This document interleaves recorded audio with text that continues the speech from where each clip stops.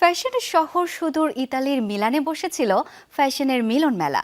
Milan fashion উইকের মঞ্চে হাজির বলিউড থেকে হলিউড সহ আন্তর্জাতিক অঙ্গনের নামকরা তারকারা। ফ্যাশনের শহরে কেমন চমক দেখালেন তারা, কেমন ছিল বছরের অন্যতম জমকালো এই ফ্যাশন আয়োজন।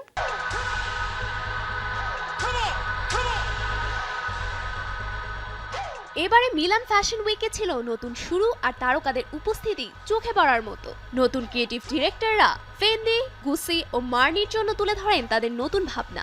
অনুষ্ঠানে উপস্থিত ছিলেন ম্যাডোনা, কেট মস এবং মার্ক জাকারবার্গও। আগামী শীতের ফ্যাশন ট্রেন্ডে দেখা গেছে অফিসে ফেরার উপযোগী স্যুট এবং শক্ত গড়নের ওভারকোট। পাশাপাশি ছিল পালক, ইকোফার ও প্রাণীর ছাপযুক্ত নকশাও, যা পোশাকে যোগ করেছে কিছুটা প্রাণবন্ত ভাব।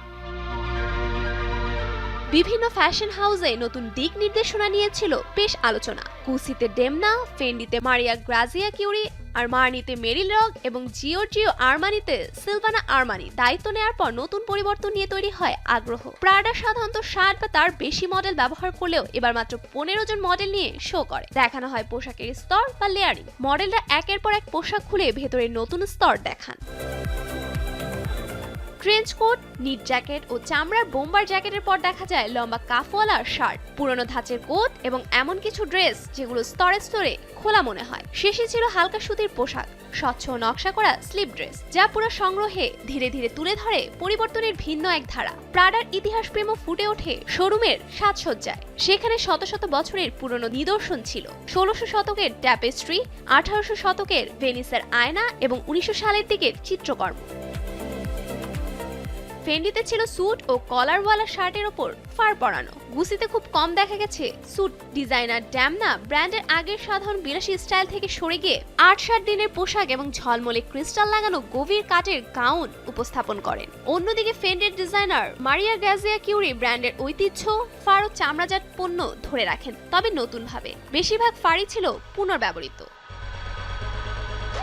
অনেক র্যাম্পেই প্রাণীর ছাপের নকশা দেখা গেছে, যেমন ডলস এবং গাব্বানাতে গরুর ছাপের মতো ইকোফার ছিল, আর প্রাডাতে ফিতাওয়ালা বুটে লাগানো ছিল পালক। ফারগ্যামোতে এই সিজনের নতুন আইডিয়া ছিল বাটনের প্যানেল ঘুরিয়ে নতুন আকারের ওভারকোট তৈরি করা। টর্চ দেখিয়েছে কিভাবে চামড়াকে নরম ও আরামদায়ক পোশাকে রূপান্তর করা যায়। সিলভানা আরমানি তার নতুন স্টাইলের জ্যাকেটকে তুলে ধরেছেন, যার মধ্যে ছিল জাপানি স্টাইলের কুইল্টেড জ্যাকেট এবং রঙিন শিয়ারলিং কোট।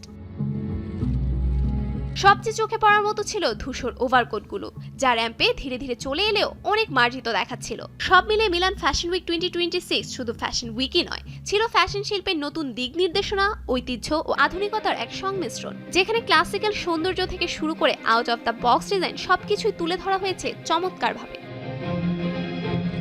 সোফুরা Afrin, showbiz tonight.